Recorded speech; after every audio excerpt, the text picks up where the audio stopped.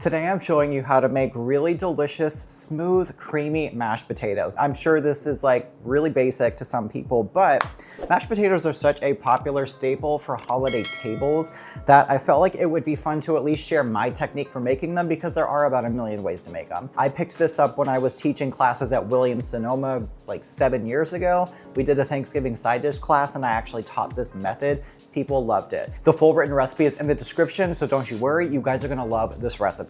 So in a sauce pot, I have 2 cups of whole milk. We're adding whole black peppercorns, some fresh rosemary, fresh thyme, a shallot that has just been really roughly chopped, some cloves of garlic, just crush them up, and you just want to bring it to a simmer. That's pretty much it for that. Once it's to a simmer, just keep it hot on the stove while the potatoes cook. The longer it sits, the more intense the flavor. I have Yukon Gold potatoes that I peeled and cooked here until fork tender. I'm using a masher, but a potato ricer is fantastic as well. After they're mashed, you want to add in your melted butter and salt. Do that to taste as much as you want. Just stir it to combine gently and then pour in through a strainer that infused milk.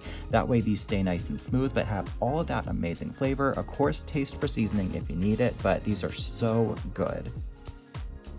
Now maybe it's a couple extra steps with infusing the milk and whatnot, but these come out so flavorful. And I love how you pick up all the notes of the herbs, the shallot, the garlic, and then add as much butter as you want. I think 1 stick for this amount of potatoes was good, but if you're gonna scale this up, then of course add more. Once again, the full recipe in the description along with links to my social media, so please go check that out. Be sure to give this video a thumbs up, leave me some comments, and of course hit that subscribe button.